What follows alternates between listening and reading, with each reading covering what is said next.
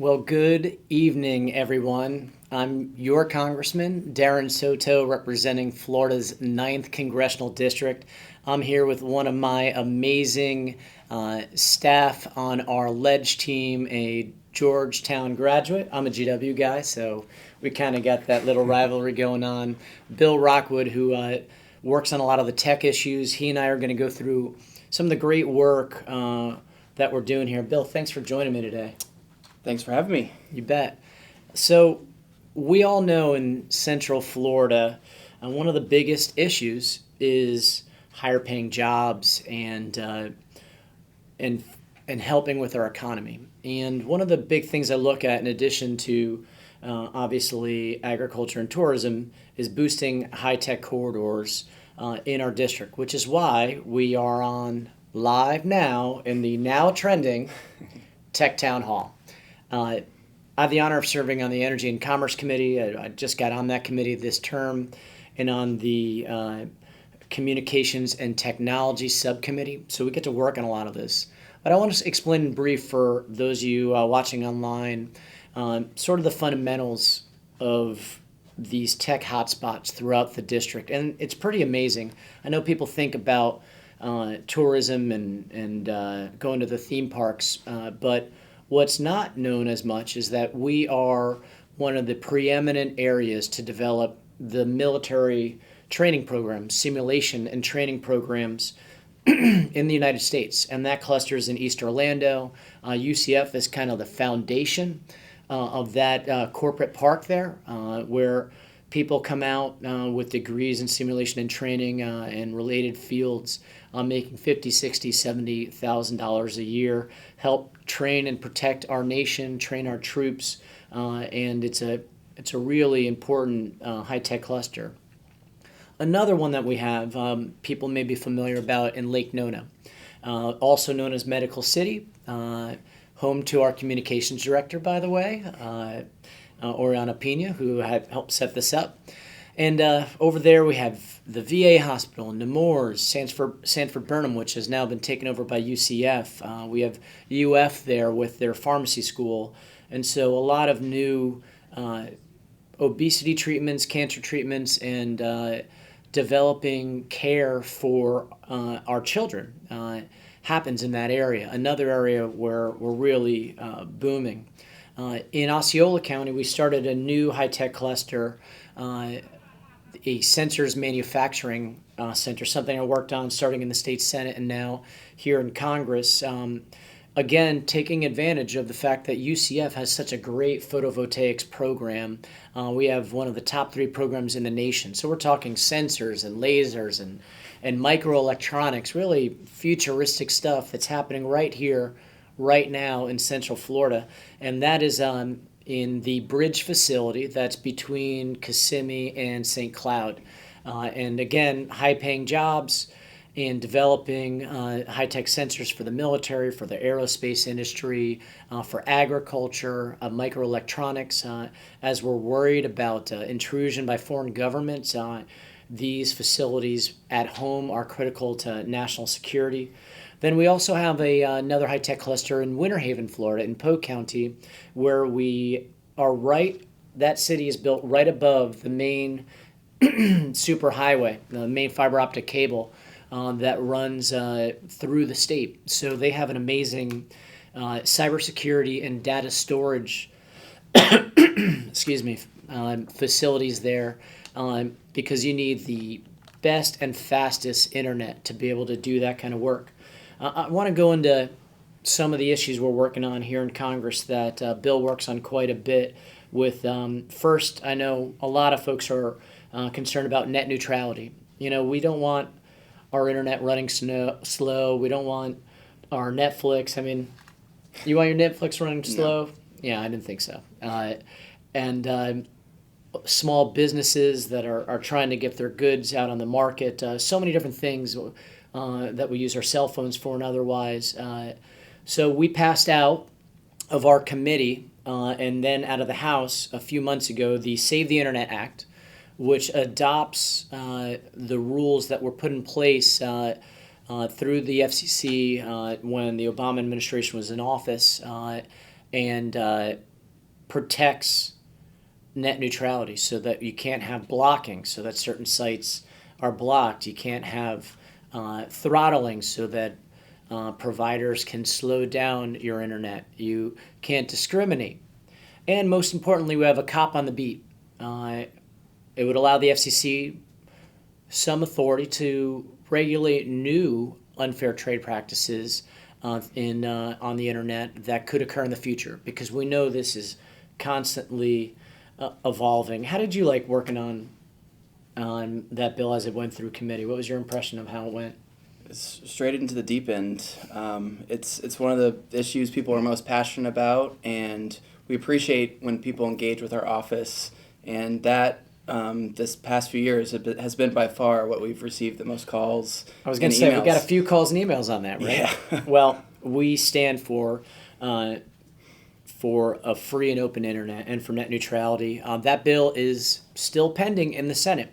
Obviously, that's something that we want to definitely see passed and signed into law. But right now, it has just passed the House, so we have a long way to go on that. Another big issue that we're dealing with in the committee is internet privacy. Such an important issue. We saw Europe take a pretty aggressive approach in their bill. We saw California also come out last year with a law. Some of the basics, I think we all can agree that people should have their information should be private and safe on the internet, and it isn't always true.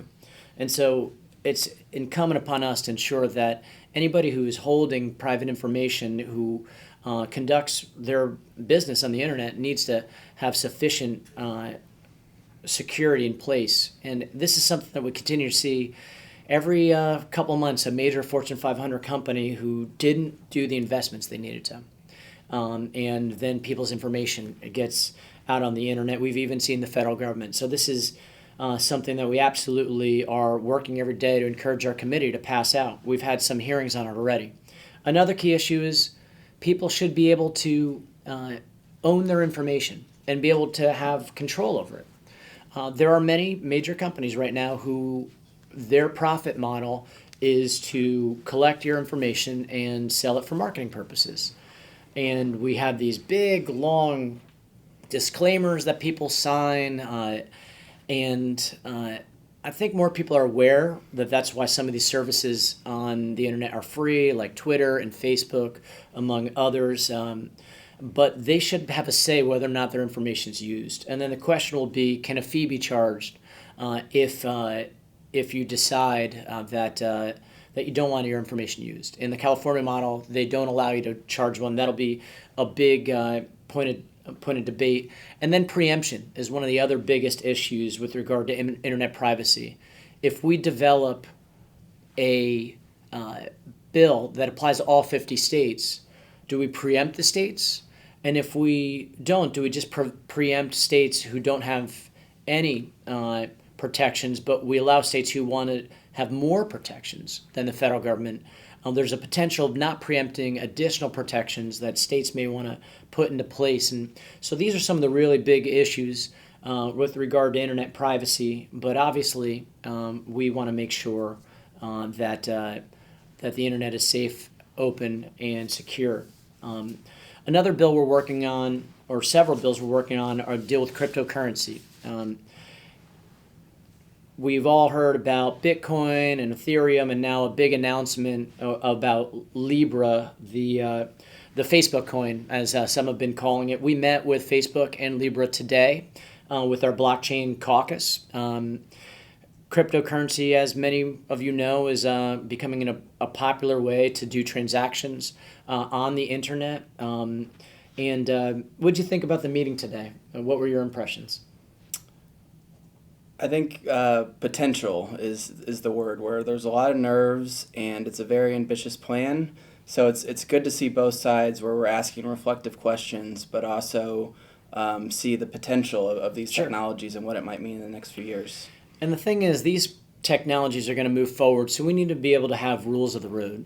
So we want to make sure it's not going to destabilize traditional currencies. We want to make sure it's not used to infiltrate our democracy by allowing foreign actors to use that to purchase political ads, which is totally illegal and happened in 2016, as we now infamously know with Russia. It also, we want to make sure that no one is being blocked from using cryptocurrencies based upon their message or political philosophy or things of that nature, because there are freedom of speech issues. And we also want to make sure that it's not speculative. The idea is to make sure that you're not going to have huge shifts in value.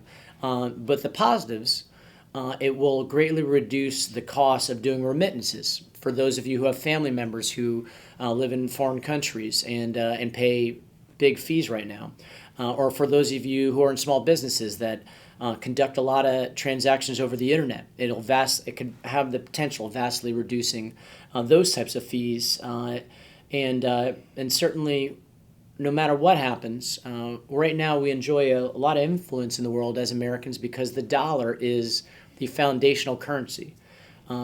So it's important as we continue to lead the free world on the internet and otherwise that we are leaders in these next edge technologies, because there are some countries out there that don't believe in freedom, that monitor their citizens, that even give them scores and use facial technology to identify them. We don't want that to happen. We want free countries like the United States to help lead in these areas.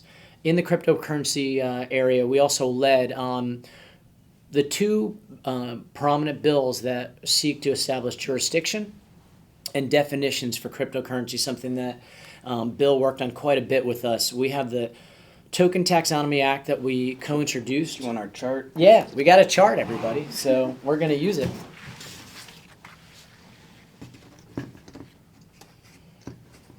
Thanks for that. Just be careful as you sit back down. We set out to do two basic things with the Token Taxonomy Act and the Digital Taxonomy Act. First is establish jurisdiction. When is the SEC regulating it? When is the FTC regulating it? And when is the CFTC going to regulate it? Because a cryptocurrency can be a security, as we see here. It can be a digital token or currency, as we see here. And it could even be a commodity or future. And so establishing those definitions are important because right now our laws are antiquated and cryptocurrency doesn't fit in any one of these basic boxes that are already established. And one thing that troubles me is, having spoke with a lot of new cryptocurrency companies, they're spending half their money on legal just to find out what the laws are. And we can't have a successful startup culture of cryptocurrency in the United States if startups are paying half their money on legal. So that's obviously something we're really concerned about. We were able to pass legislation and working on legislation dealing with virtual currency reports, encouraging American competitiveness and to prevent price manipulation. We saw some huge swings with Bitcoin that we were concerned about, and there are some unsavory practices out there like whitewashing, where someone puts in a bunch of fake trades only to cancel them in order to manipulate the currency, and spoofing. Refresh my memory on that. Spoofing is where, again, you're generating fake bids Right. to drive up or down the price, and you can manipulate it. And if you know which way it's going, you can bet against the honest investors. And so we want to make sure we're protecting consumers, but being bullish about the future. And we want to make sure, as I come into contact with these companies, we regularly encourage them to come to sunny Central Florida and hire lots of our constituents. And we're seeing a great bit of interest in the area, particularly in the areas of sensors, in the areas of simulation, and starting in some of these other areas like cryptocurrency and blockchain, which is a great segue to one of the other issues that we are working on. Everybody gets confused about what blockchain means. What is it? Basically, it's a fixed ledger. It allows for people to do transactions, and then you can't change them afterwards. We all know that the internet can be untrustworthy sometimes, and so this establishes a level of certainty and authenticity that you can never change. And it has an amazing uh, set of applications. We've seen it used obviously for the cryptocurrency market, but also even Chinese dissidents have put protests onto blockchain that the Chinese government can't take offline because it's a fixed ledger. And so obviously there's a lot of the future of transactions and collaborations of information between researchers, all these different things that you can either transact or collaborate on different goals and different transactions and different businesses and different research through this amazing technology. We've had some great success. I'm a co-chair of the blockchain caucus, and we passed two amendments and two pieces of appropriations language regarding the blockchain issue that first is blockchain food trackability and food tracing to make sure that we can make sure the food that we eat is safe. And in addition, we're encouraging DARPA to use blockchain technology, research and development, as well as the Department of Defense. So those are some key areas. I was at a barbecue the other day with other members of Congress, many of them about 10 to 20 years older than me, and we started talking about all these different types of technologies. And several of them said, well, gosh, we need to start working on that stuff, but I don't understand it. And I said, don't worry, we passed like 8 amendments into this budget that you're just about to vote on. And it was a big relief. But that is really kind of a story that shows that we have a lot of members of Congress who are just starting to learn this stuff. So some of us have to step up. And it doesn't necessarily all translate by generation. You have Bill Foster, who is literally a PhD in physics, and he's very active, as well as Congressman Schweiker, who was in our meeting today, Congressman Warren Davidson, who I mentioned today, Congressman McNerney, who's an engineer. So we're helped by a lot of folks on both sides of the aisle. Another issue we're working on is artificial intelligence. And the big bill, you can keep that up for now, just in case the folks at home are coming in. The big bill that we're working on for that is the AI Jobs Act. We want to get ahead of disruptive technologies and disruption to jobs that artificial intelligence can have, so that we're retraining people whose jobs may be obsolete at some point in transportation, some in healthcare, even in finance. When the internet came out in the 90s through the early 2000s, we saw a lot of jobs displaced, and the federal government did not take an aggressive enough role to get people retrained ahead of time. And there was a lot of economic strife, a lot of people who lost their jobs and fell into economic despair. So we want to get out in front of it. But at the same time, the AI Jobs Act recognizes that we do need to double down on research and funding for artificial intelligence, because again, like with blockchain, we need to be the dominant force going forward. God forbid we have less free nations leading this charge who don't share values of democracy and of equality. What could that mean in the artificial intelligence space is scary. We want these technologies to help.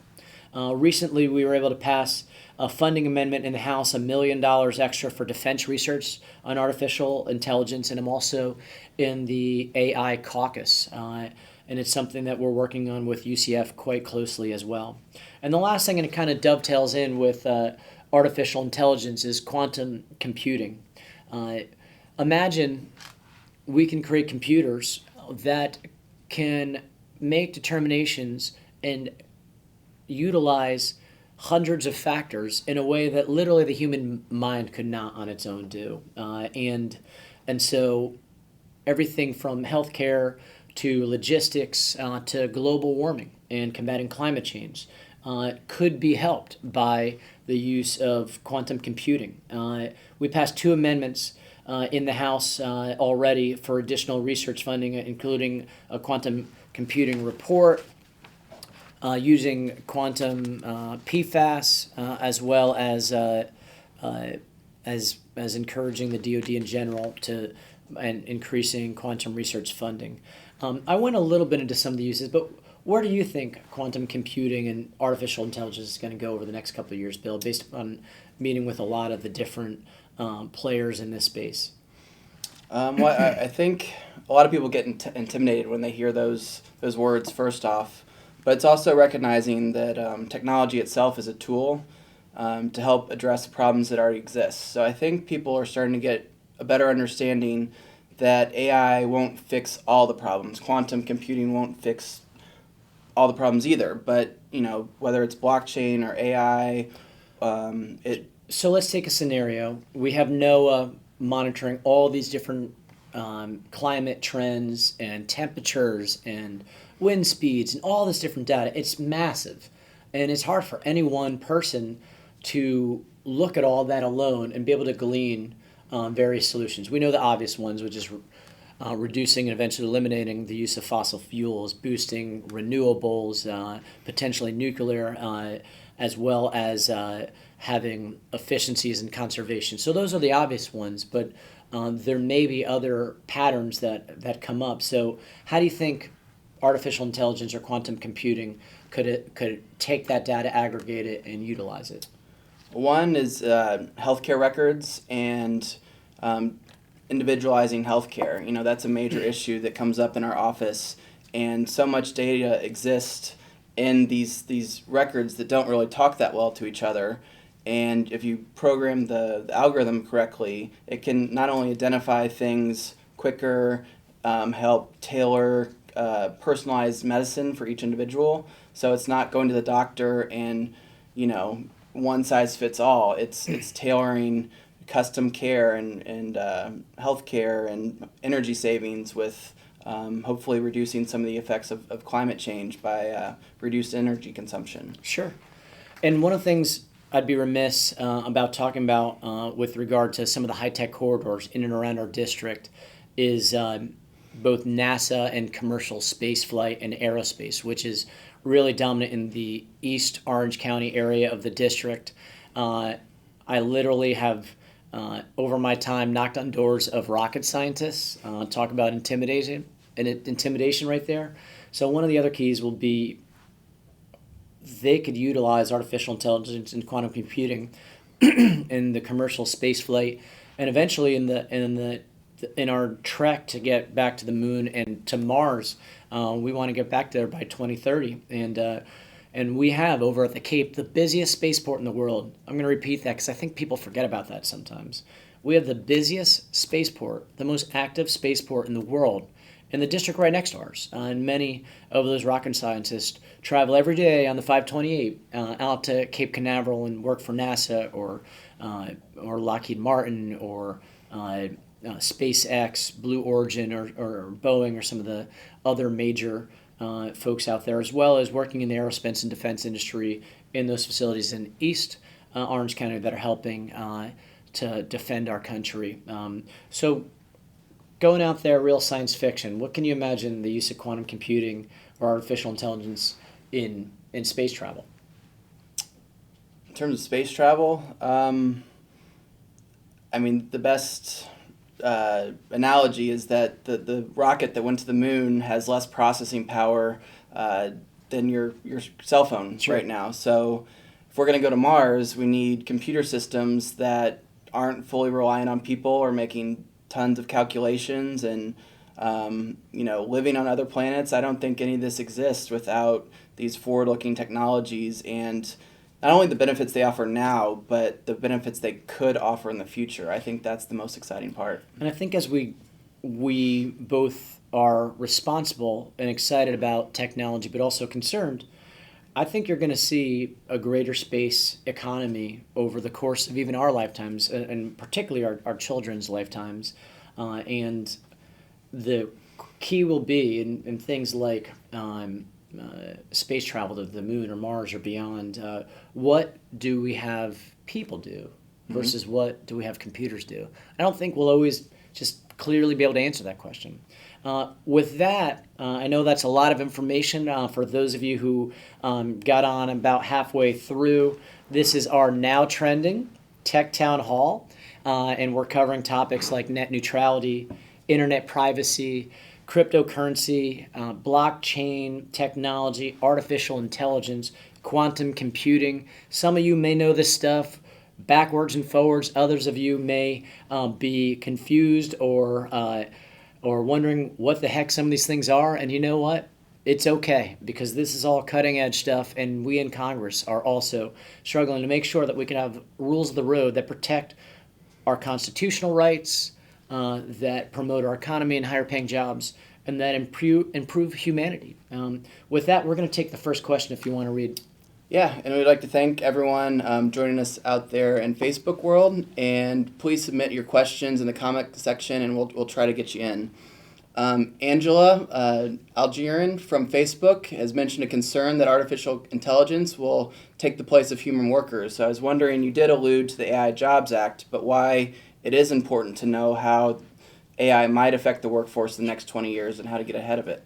Angela, I share your concern, which is one of the reasons why we put forward the Artificial Intelligence Jobs Act, because it directs the Department of Labor to identify jobs that may be lost due to artificial intelligence over the next 10, 20 years, and to recommend to Congress where we should be deploying funds and resources to retrain people for jobs that'll be around over the next 10, 20 years as these jobs that may become automated. And we talked about certain basic healthcare jobs, certain transportation jobs, even some financial services jobs.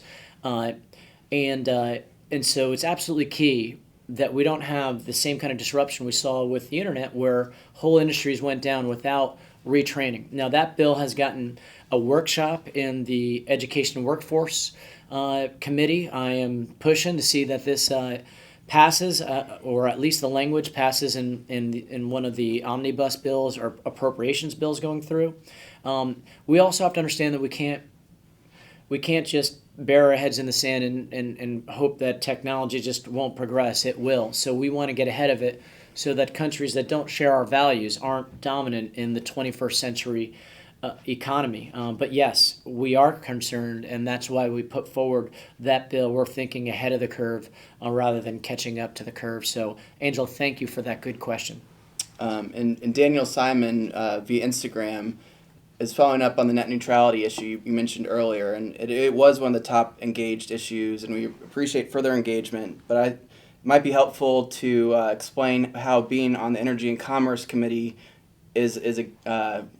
it kind of changed our involvement with this bill. Sure. So under the Communications and Technology Committee that I mentioned earlier, we ended up having a committee that has jurisdiction over this issue, and it was exciting. We have obviously had a lot of people with strong feelings about it, and I have generally for years have supported the idea that we need to have a free and open internet. We need to protect people against discrimination and against unfair trade practices, and it's critical that we pass the Save the Internet Act, and we did just that out of the House. The Senate still needs to vote on it, so that's something that I think people could take to heart, that we need the Senate to be a good partners in this, and so it's absolutely critical. For the projector, please don't erase the question till after I have answered it. Thank you.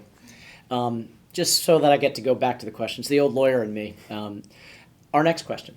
Okay, both John Nabarro and Steve Cabrera have raised similar concerns via Facebook. And as you alluded to, what is being done to protect free speech and censorship on the internet, and how can we protect social media users and companies from blocking speech they might not agree with? Sure, a great question, because we have First Amendment rights, and they don't end when you turn on your computer, and they certainly don't end when you go on social media such as Facebook, Twitter, Instagram, or other ways that you can engage in this town hall.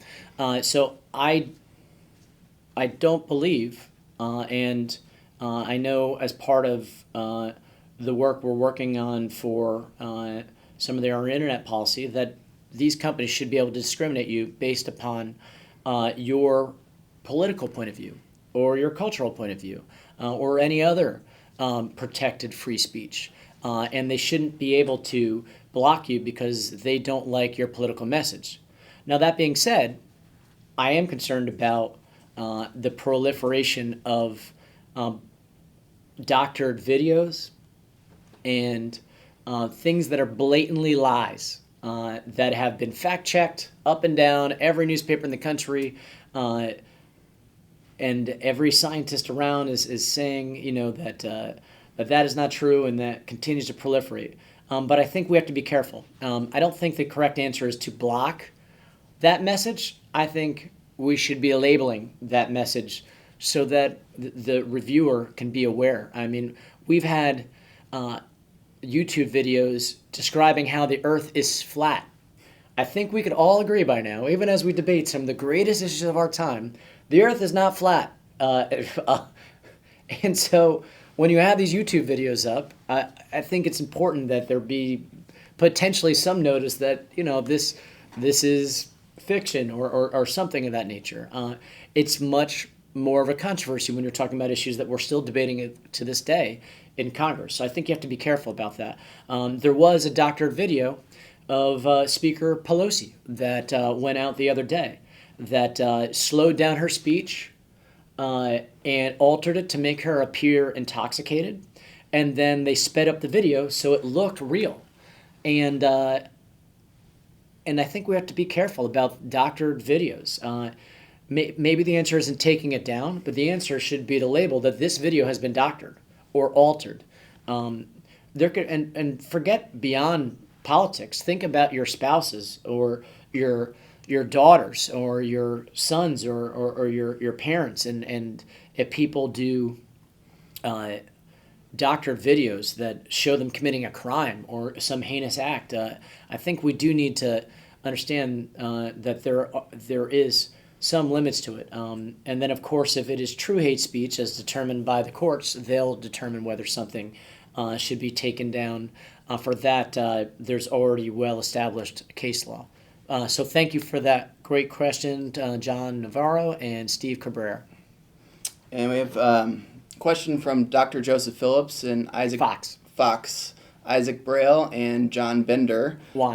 Joan Bender. My apologies. With some of the Russian meddling in the election and how election security could be beefed up with some of these technologies. Sure. Thank you for that. Great question. Let's start with the issues and what happened and what we're doing to fix it. It is now undisputed under the Mueller report that Russia intruded in our elections.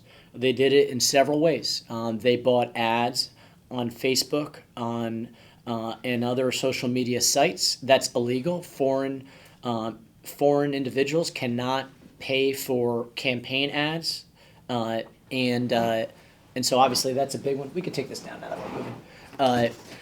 They even coordinated rallies in our own state. They coordinated rallies in Palm Beach County, Russian agents to unwitting Floridians.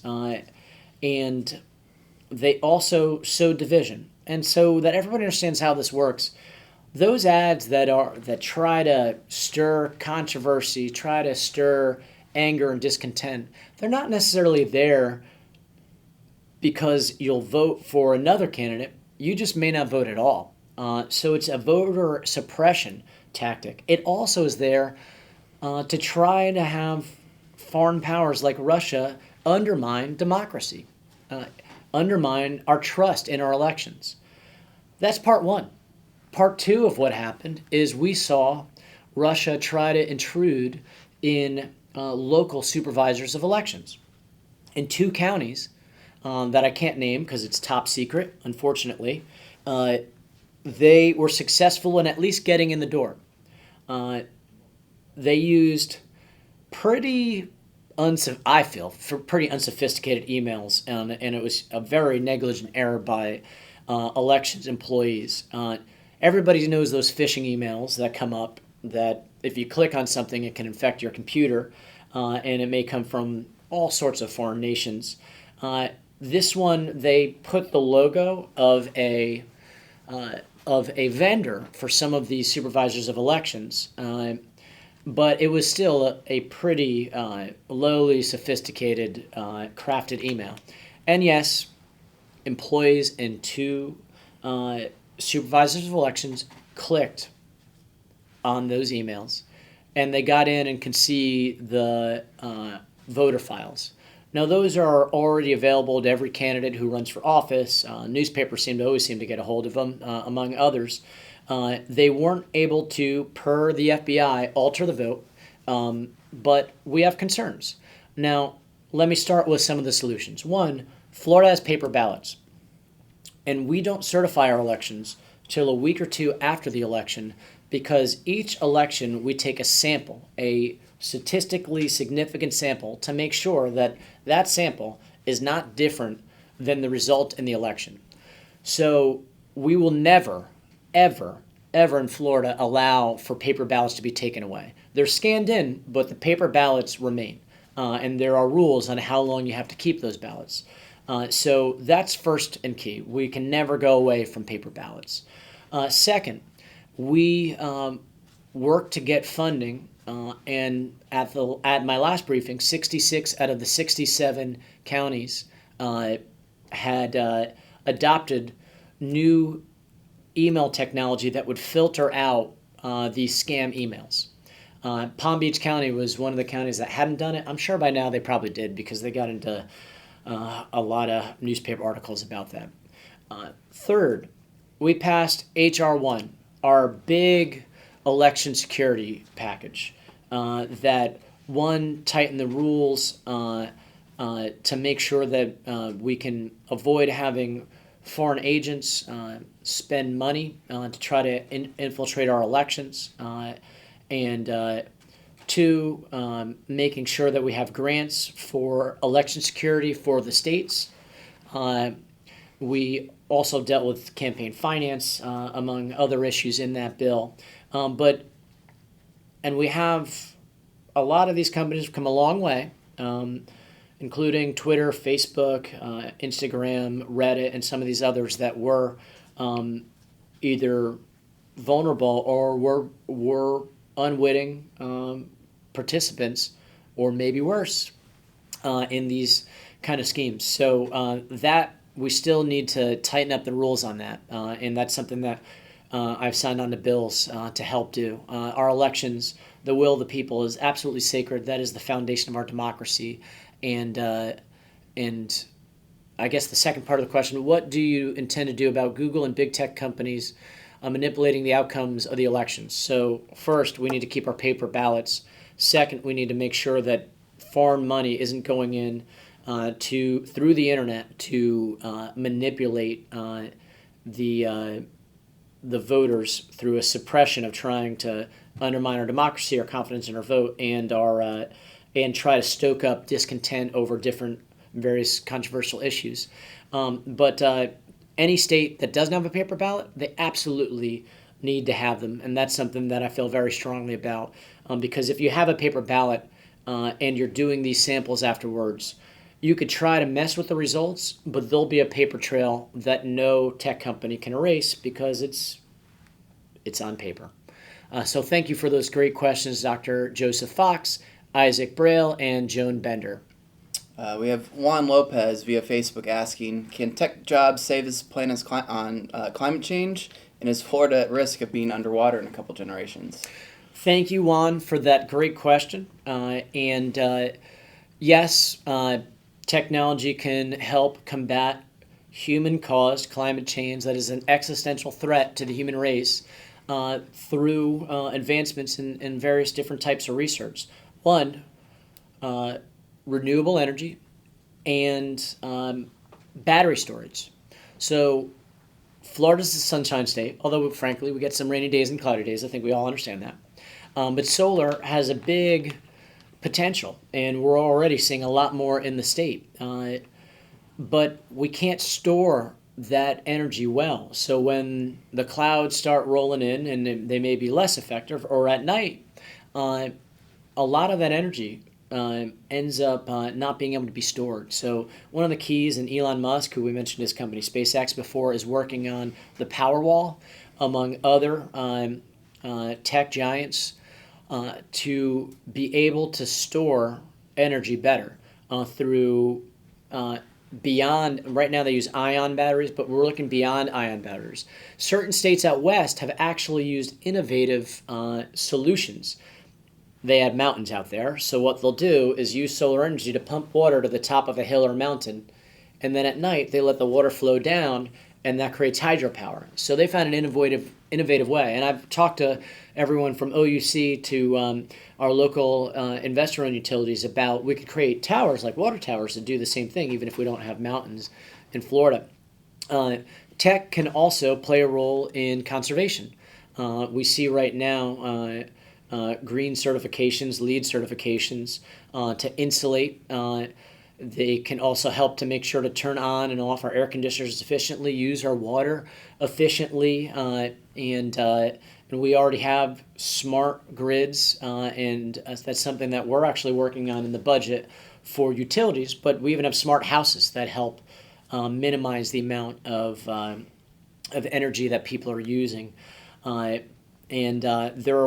looking at smaller cell nuclear reactors that are much smaller than the big ones that we see, that old technology that obviously there's some concerns about. Many states are still using it, including Florida. But there's right now it'd be the same type of technology they use in a submarine in the Navy. So there's a lot of ways we're looking at boosting up, and technology can even potentially turn the clock on CO2 being in the atmosphere. Trees can do that too, so there's some low-tech things that can do that. But I wouldn't doubt we'll find that we may find a way one day to counter on a massive scale some of the CO2 in the atmosphere. But in the meantime, we cannot leave any stone unturned or reduce any effort with the existing technology to combat climate change. Florida has a risk of having some parts of it being underwater. Right now in a king tide, which is the highest tide of the year, water flows through the streets of Miami Beach. The city of Miami isn't much more than a few feet above water. Neither is most of South Florida.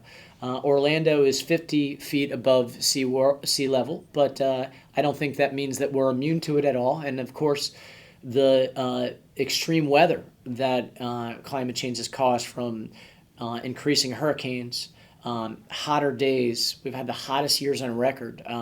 We have so many other risks in Orlando, but we care about the whole state, the whole nation, and the world. And so we're going to continue to be aggressive on it. And I'd be remiss if I didn't say that in the Energy and Commerce Committee, I serve on the Environment and Climate Change Committee, where we passed out a bill to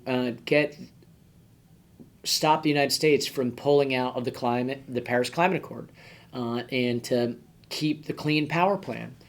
These are two things that the Trump administration is trying to roll back the clock on, as well as keep strong air standards in place. We need to get beyond coal and eventually beyond gas as well. But in the meantime, we do need to convert from dirtier fossil fuels like oil and coal to gas, and eventually to renewables, potentially nuclear and other zero fossil fuel technologies. We're going to take our next question. And please keep the questions coming. I believe we have 15 minutes left. So on to the next question. Ms. Judith Fallon via email asked how the government can use technology to better attract separated children at the border. Judith, thank you so much for this great question. Obviously, we are seeing a humanitarian crisis at the border. It's been a big fight because we in the House have tried to get standards in place for the treatment of children. That was rebuffed by the Senate, unfortunately, so we will keep fighting on that. But this is one way that we may be able to help make sure that in the greatest country in the history of the world, we're not mistreating children or losing children. And certainly I'm against family separation.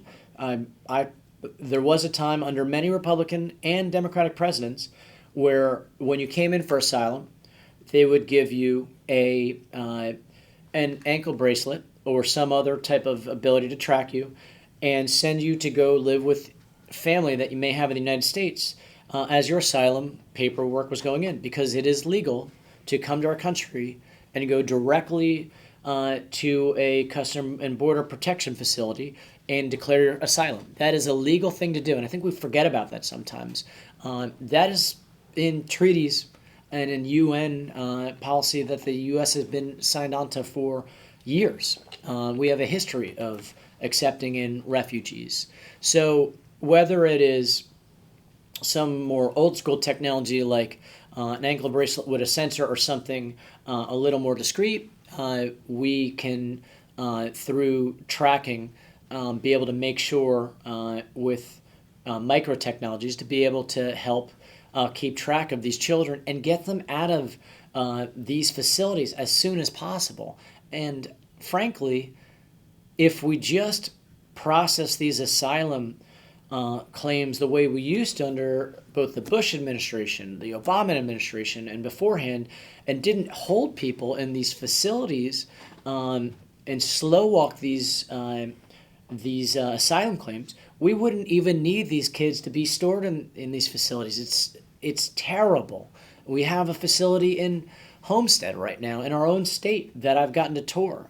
So technology, along with standards that we will continue to fight and will not rest on the treatment of children in our custody, and overall continuing to fight against any attempt by the Trump administration to separate families.